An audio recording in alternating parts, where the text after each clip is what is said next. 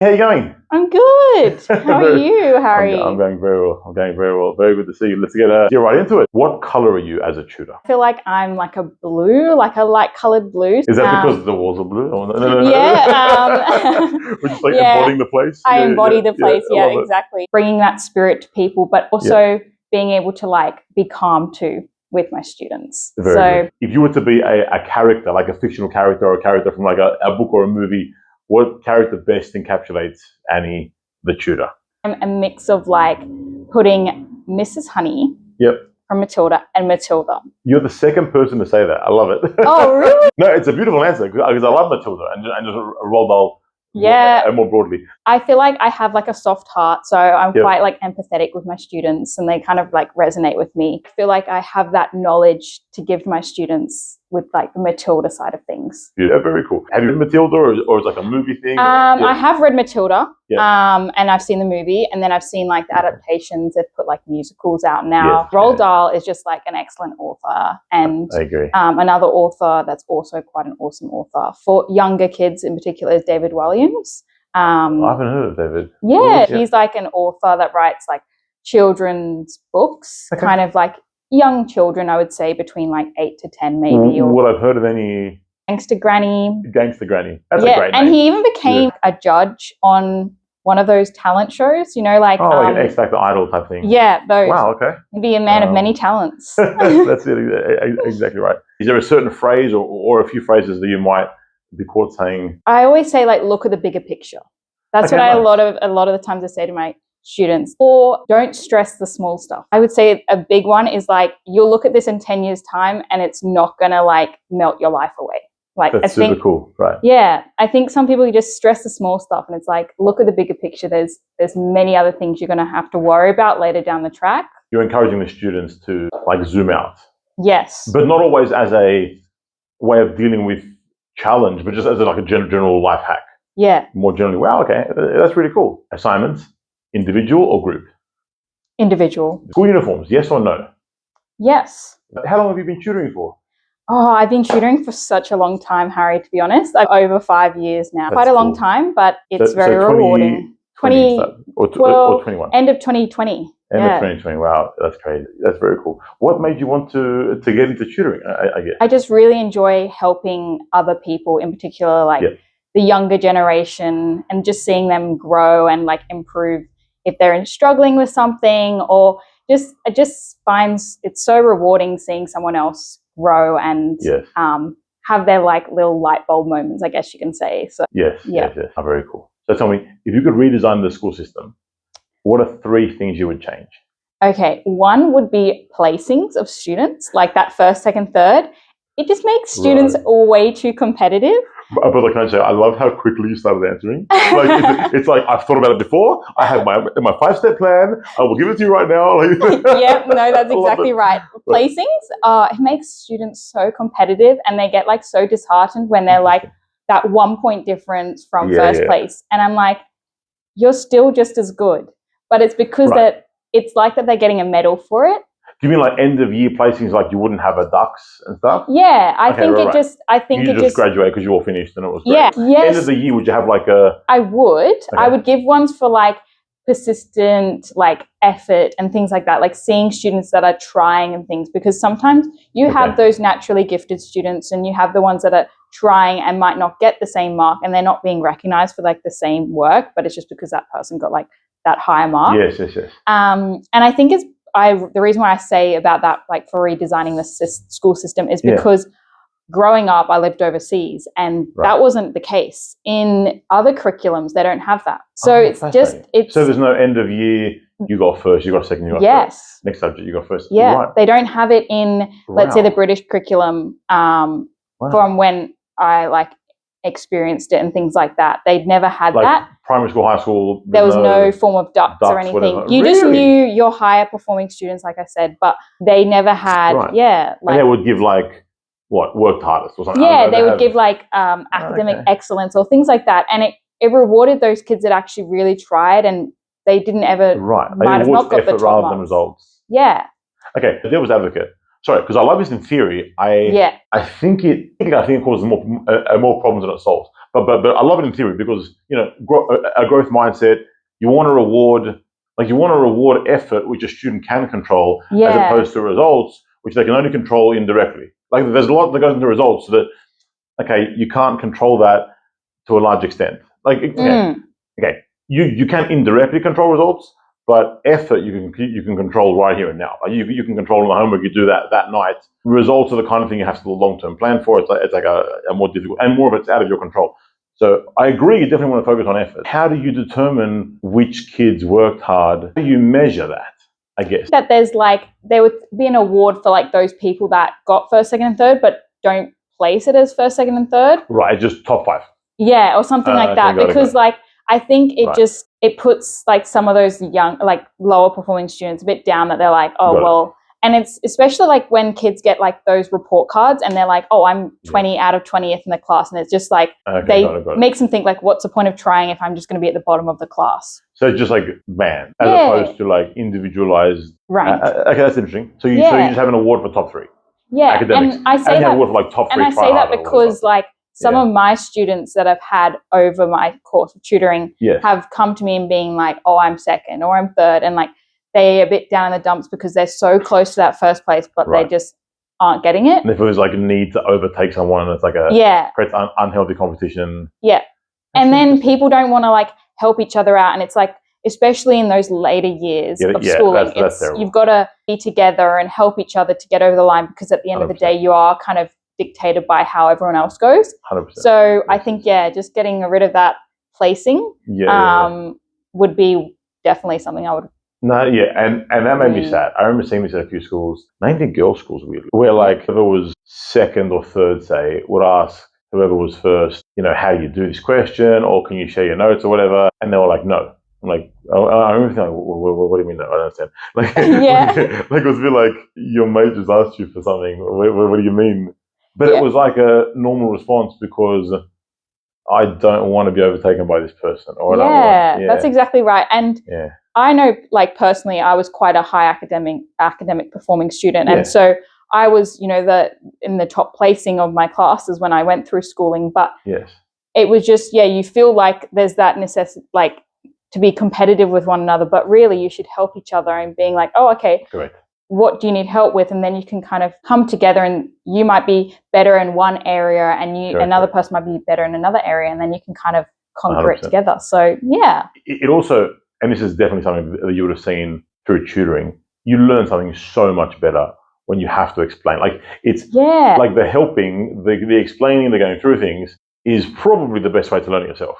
Oh, for sure, definitely. And like so many people say, oh, how do you remember this stuff so much? And it's like, it's because I'm actually like explaining those concepts. And when my students explain it to me, they go, oh, wow, like I actually like, understand it way more. So definitely explaining it and understanding it. Yeah, it's a big thing. That's awesome. Really cool. Wonderful. Sorry, I interrupted you though. That was one. So one was like less individual ranking and more awards around effort. Another one would be combining a lot of the like single sex schools. I think putting the genders together, I think personally, I think is better. Some people can disagree. And I know there's the pros and the cons, but I just think there's something to be said with having both genders in the school, because I think sometimes when you have, like, for example, an all-girls school and then they go and into the real life and then they have to chat with the other gender, it's like, oh, I haven't seen that other gender for so long through my schooling experience, that they kind of are a bit afraid.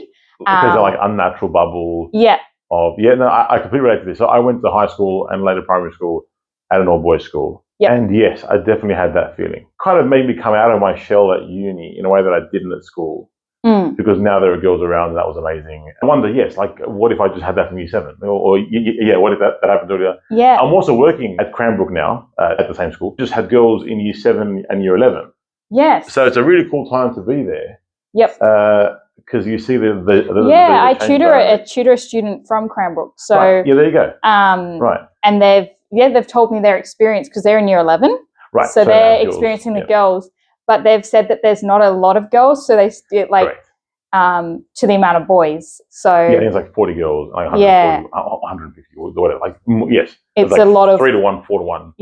Exactly. But I imagine it'll balance out over the time. Yeah. Okay, question. Yep. For some reason, this feels weirder to me, but maybe I'm just like stuck in a particular mindset. I haven't seen a girls' school become co-ed yet. And for some reason, that feels harder / different. I don't know why. Like, it feels like for girls to enter a boys' school, conceivable. Like, as in, like, you know, it's happened and whatever. Whereas, like, I don't know, opening up Ask Them to boys feels different. Yeah. Yeah, I haven't actually, now you say that. Well, I've only known, like, a girl and a boys' school combining. Yes, like Randwick, boys, Randwick, girls, yes. And that's the obvious case. Yep. And maybe that's what happened. Maybe, like, Ask Them and Cranbrook just combine and become, like, one school. I don't know. Or, I don't know what you do about the campuses and whatever, but maybe you have, like, one campus for year 7 to 9, one campus for year 10 to 12. I don't know, like, maybe, like, I'm just giving an example here. Maybe, like, the girls' school becomes the senior campus for year 10, 11, 12, and the boys' school becomes everyone's junior campus for year 7 and 9. Yeah. Conceivably. Yeah, I think that would be, kind of redesigning it and having co-ed. Because it's a very old model based on 100, plus years ago. Like, Cranbrook. Sorry, I know about Cranbrook because I went there and I teach there, but that was 1918. Yeah. A lot of the schools are early 1900s, even late 1800s. Yep. Where, like, male and female roles were very different, so it made sense to train boys in boys things and girls in girls things. Yeah. Whereas that's converging more. Yeah. And it makes less sense to have that divide, I guess. Definitely. Yeah, that's really cool. Sorry, I keep interrupting. That was the second, and the third thing you changed about schools. I think it's not gonna really happen with the amount of, like, technology, but having, like, actual computer labs in schools, because I feel like they had that and they're kind of been taken out because now students are bringing their own laptops and so on. They're having their own laptops and having, like, pen to paper a bit, because or even, like, having certain time where you can't have your laptops out in that time. Yeah, and being able to, like, go to a computer lab and enjoy the joys of, like, where you had to kick and, like, boot start the desktop computers. Like, I remember that. Right. Yes. Whereas, like, now it's just, bring your laptop to it. And it's even for the primary, I feel like I'm more speaking for, like, primary school. I think that they really shouldn't be bringing all these laptops into the school. Like, it should be, like, just a computer lab. It gives particularly the younger children that experience of going outside of a classroom, going, okay, we're going to the computer lab now. And it's a bit of enjoyment. Like, imagine them going to, like, the library or things like that. Right. It changes the environment. Yeah. That's interesting as a proposed. But in high school, is everyone having laptops? Yeah, I think, like, to some extent, like, some being like, okay, this class we're going to be just pen and paper, like, and books and things like that. Because I think that's kind of being taken away out of schools is, like... Yeah. What's interesting is that a lot of the more elite schools are going back. Like, I think Sydney Grammar is still... no laptops. Oh, okay. Wow. They may be wrong. I should really fact check this. But yeah, I remember hearing at some point, or at least they're moving towards that, and maybe they are completely that way. Yep. I wish there was a way where you could limit what apps a student would open on their laptop. Yeah. Like, I think that's a problem, and I find myself, whenever I give the students a task on their laptop, I inevitably have to police, this, someone, even if they're not, like, playing games, they could be, like, checking emails or whatever. Like it's not time for that. Like, you almost want to you want a way to police what everyone's doing or have it sharp on the screen. That's the problem. Is, like, it's just having the trust in the students, which is of course, it's hard because it's very enticing to, especially go on other sites and things like that. 100%. But yeah, it's just like you feel the need to just police them, being like, okay, I'm going to be sitting at the back and watching you guys do the work. That's a problem. And there's also an asymmetry to paper and pen in the sense of you can see what the student's writing with paper and pen. You can't see what they're typing. You have to physically go around them to see what they're typing, whereas you can look at them still and see what they're writing quickly in a way that's hard to do. And I say that because a lot of my students' handwriting is atrocious. So, like, it's just really poor. Their handwriting ability is, like, so poor that I'm like, you're working towards an exam that, still handwritten to this day. And so, okay, devil's advocate. Sorry, and I love this. I'm not sure we're going to be handwriting much longer. That's what I think too, because Maybe. But it's like there's something to be said about being able to write stuff, Correct. right? Like sign things, like yeah, you write it down, it like enters your memory and like even cognition. Yeah, some students like spelling. Like I know it's like such a little thing in some people think, but Yes. like it adds so much to like a person's like work. If something's spelled correctly and understood and like grammatically correct, it comes back to the handwriting. I'm like, is that an A or is that a B? It like, what helps are you with trying to write? Cognition. Yeah. So yeah, but I think we're I have to move with the times, and like Yes. particularly like technology is growing exponentially. Yes. So yes, it's interesting. I thought about this a lot with AI. Most of us prefer to speak than write. Like so there's verbal and there's like on paper. Yep. Most people would prefer to give the communication verbally. Yep. So most people prefer speaking than writing because I think you can do it faster. Yep. But most people would prefer reading than listening.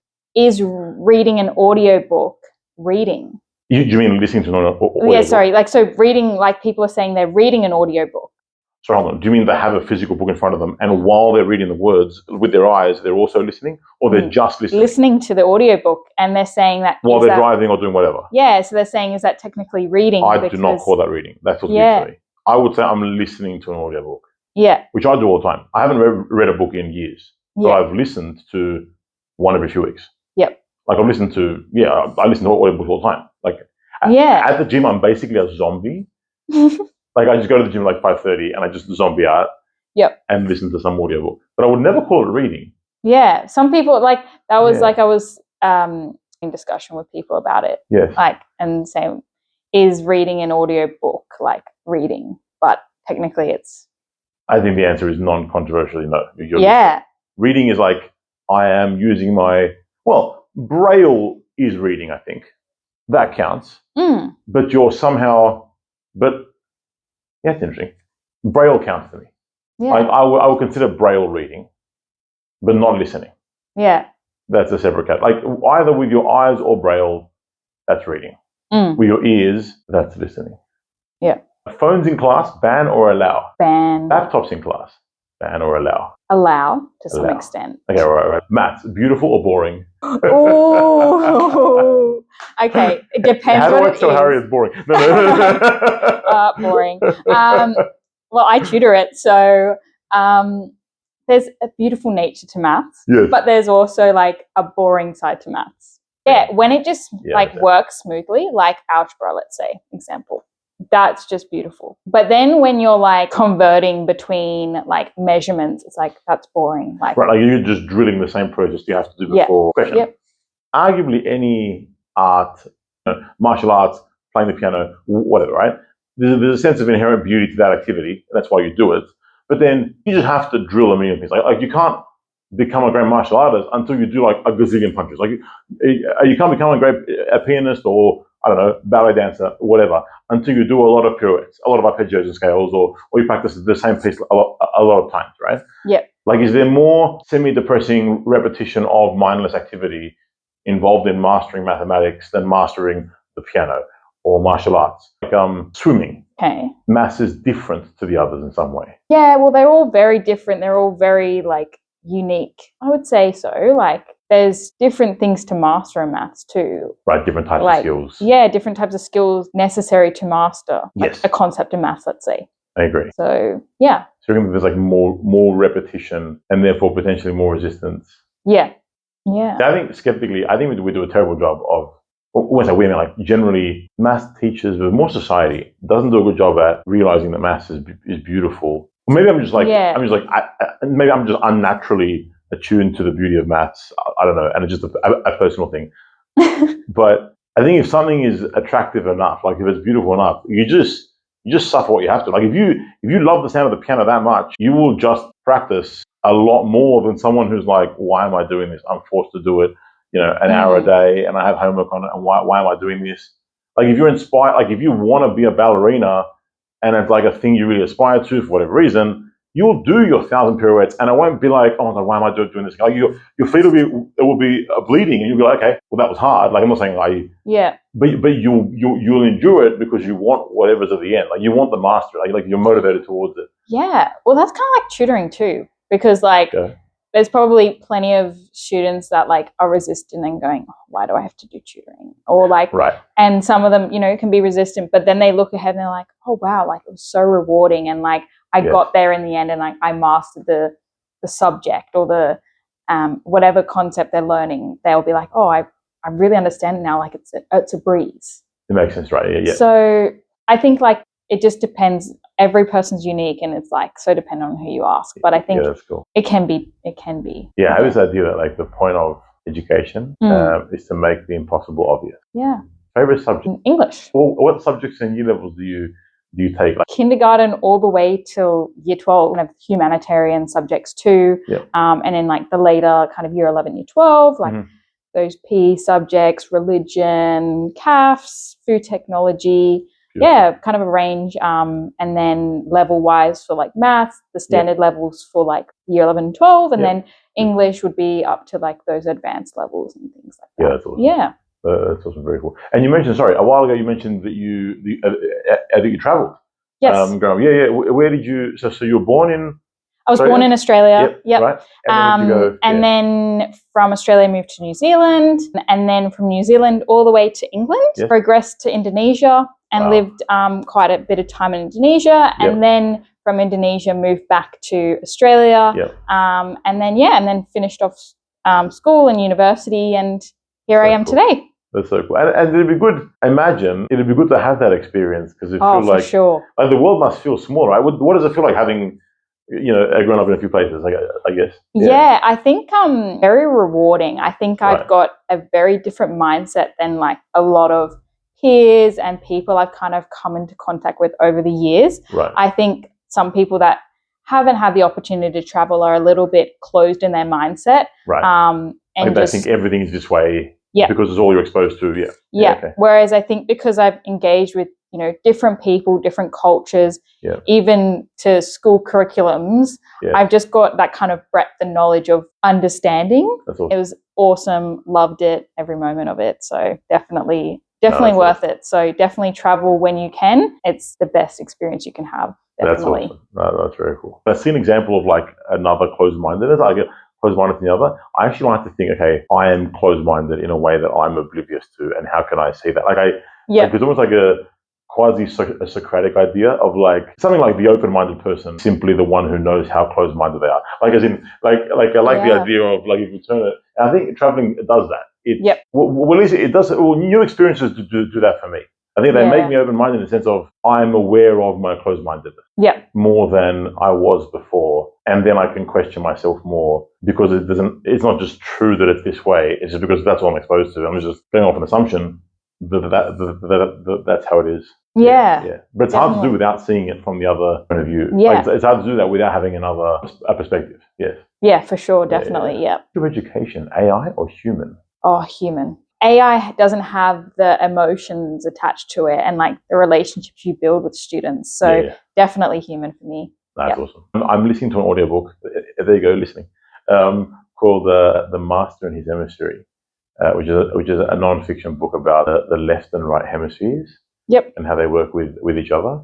And it's fascinating. He says that there are things like animate, like regardless of how much you copy and emulate what a human does, basically the brain as a whole acts very differently towards a relationship, living entity, and a non-living entity. Like they're two very different categories in our minds. And our minds treat, like the left hemisphere apparently deals with things as inanimate and unliving. They're just functional. They're just tools. Whereas the right hemisphere is like concerned with living, changing beings. Anyway, which is very cool. That's really fascinating. Definitely since reading this book, I'm inclined to agree even more, actually. Yes. What's the weirdest question a student has ever asked you in a session? This is like quite an iconic, memorable moment. It was a kindergarten kid. Right, okay, yes. Asked me why I wasn't married and why I didn't have children with me while I was tutoring them. So they just assumed you had children? Yes. Right, so they assumed you had children, and therefore, why weren't you married if you had children, obviously? Yes. And why weren't your apparent children with you now? Yes. Right. And I think it was because I must have, at the time, just been wearing rings on my hands. And I think the child, like, didn't know which is the wedding ring and things like that. Bless him. But it was very cute. But I had to explain to him that no, we don't have children while we're tutoring you with them. So yeah, that was quite an iconic moment, having to explain to him why I wasn't married and had my children with me. Do you reckon it's because like mum helps them at home? Yeah. And then they assume that if you're a teacher, or if you're going to help someone with academic stuff, they must have kids of their own. Yeah. Yeah. Yeah. Wow. Yeah. That's very cool. Yeah. That's very cool. It's quite funny. What's the funniest thing a student has ever done in a session? Oh, it was more actually not my student directly. We were just doing the work, and then we were getting our chocolates and lollies. Like person coming and doing chocolates and lollies. Yeah. Didn't see like the wall and like put their Cleo put her foot through the wall. Oh wow. Oh. That was quite funny. Wow, like, she put her foot through the wall. Yeah, because she was walking. On Cleo. Wow. Yeah, okay. do you remember? She felt so bad. Yes. I remember she felt Terrible. terrible. I was, and I was like, and it was fine. Like, whatever. And I thought it was like at first, like someone had hit. Like I thought I was like writing on the board with my student. Yes. And then I was like, and I thought my student had fallen off, like off something, like off their chair or something. And then I looked and I was like, oh no, we've hit the wall. This is like a pretty iconic moment. Yes. My student loves chocolates and lollies. Right. Okay. And like you'd think, oh, a young student. No, like my student's like an older student, like in year 11, and had like a little like while we were doing his maths work, we were just he was just having his feast so he could get through the content. That was quite iconic. Funny moment. Yeah, I'll not forget. It's happened more often than it should. I remember a few times having a really good session with a student, and then I'll speak to the parent later, and I'm simply expecting to hear that like they really enjoyed it. And the feedback is positive sometimes, and it's like, yeah, they had a really good time. They loved the chocolates and lollies. Like, as in the most standout thing was like, I got a lolly at halftime. Like, okay, well, fine. Textbooks, keep them or scrap them? I would keep them. Keep them? Good, okay. Yeah. Good. The best learning, school or life? Life. Yeah, very nice. I feel like there's a quote, there's something like, oh, it's like a Mark Twain type thing. Oh, it's like education is what happens after school is finished. I don't know. Anyway, yeah. It's much wiser than that. Education, freedom or structure? Structure. So you've just done your second degree. Yes. Which is fantastic. Yeah. What have you studied? I am studying to be a psychologist. Yep. So it's actually a lot of study to do. So I've done nearly 5 years of study already. Wow. Yeah. But it's very rewarding, hopefully, in the end. So I've just completed all my honours and my undergraduate I already completed. And then hopefully, if things are looking good, masters will start next year. Wow. And then hopefully on the path to be a registered psychologist and, helping people, whether it be in private or public settings. So, yeah. And the paths are mainly clinical or organizational, or there are other paths? Yeah, so most people go into the clinical side of psychology, but there is organizational psychologists work more so with like HR and like I'm more aligned with the sports field or children and adolescents. So working with like sports athletes, getting to your optimal performance, or if you're having an injury, like what's your setback, how are we going to get better? Or children and adolescents, I find that's a very rewarding age group. Developmentally, they're growing so much, and compared to like older adults, you've got a very fixed mindset. Like your brain's pretty much fully developed by around the age of 30. 30 to 35, your brain's fully developed. So it's very hard to change someone that has a very fixed view. There's less you can do at that point. Yes. And the exercise stuff, because your brother, I know, is an extremely good footballer. Yes. He was in like Dubai. Dubai, sorry. Have you been into sport as well? Like, is that something that you've had since you were a kid? So I was quite a good soccer player, footballer, growing up as well, and did soccer like a bit overseas growing up too. My brother's quite a good soccer player. He plays for the New Zealand one under the national team. Like, so you have your first grade team, and then he's like the under 21s or something like that. A national team. So he's been very successful. I really enjoyed doing the soccer, football as well. But then you kind of get to, when you get older and things, you've got a lot of personal commitments, and for example, you want to study and things like that. So I still do it like socially and things like that, but I didn't go down the professional side of things. So I just decided, I'll just do it socially. But I still enjoy it. I watch it. Maybe going down the path of sports psychology one day might help too. The adolescent and child one makes sense, because Miss Honey / Yes, Miss Honey, yes, exactly. And I think as well, I see it with a lot of the kids at tutor too, because I'm quite personable, and they come to me and talk to me not just about tutoring things sometimes, like at the end of the session, they might bring up something personal to them, and some students have actually said, "Oh, you know, I can talk to you about anything, Annie," which is like, it's so nice to hear that, because you just think, oh, okay, it's not just about tutoring. Sometimes it's like having that relationship and trying to build that relationship with the kids as too. And I think sometimes, like for my older students that are in that dilemma, which I completely resonate with them, is they're at that 17, 18-year-old age, getting to year 12, and they go, I don't know what I want to do with my life. And it's very difficult for someone to know what they want to do with their life. They go into degree, and then it kind of leads them onto that path for some people the rest of their life. Of course, people change so much. But yeah, people always ask me like what I've done in my life so far, and then they go, oh, okay, like I'm quite interested. Like I've had past students that actually went and did like something and psychology, and then they've said, oh, actually I went and did psychology, and it's like so fascinating. You become like a role model for the students. Yes. Like a mentor for them. In fact, I've been knowledge bombing people of late. Mentor, I found out the other day, was a character, like was a person.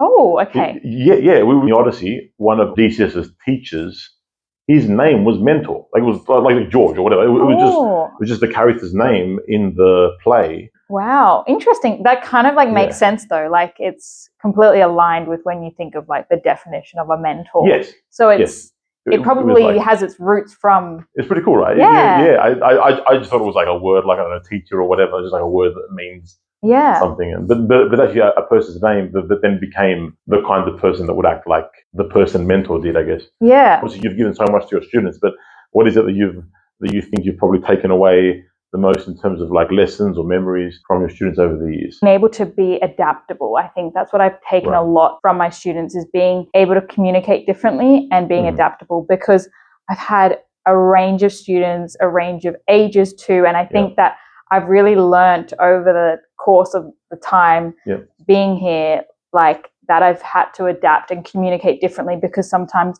I might have a boy, let's say, that's the same age as a girl I have, and they're completely, entirely different. Different ways of and some students don't open up to you, and that's completely fine. And some students won't stop opening up to you, and that's completely fine and everything. Yeah, I've learned to be able to communicate differently and be adaptable to their needs. No, that's awesome. It's almost like the more you tutor, the more you have costumes to put on. Like you have more like ways of being. Definitely. I think I've learned, to be so adaptable and just change like how I approach every session. It's not like you want to lock in a way of being even with one student. Yep. I was discussing this the other day with someone. I don't think there's a perfect way to be as a tutor. Definitely. I don't even think there's a perfect way to be as a tutor of the same student. But I do think there is a perfect way to be with a particular student on a particular day. Yeah. Like there is a perfect way of being for any one student on any one day. And it's almost like that's what you want to find. What do I take out of my wardrobe for today,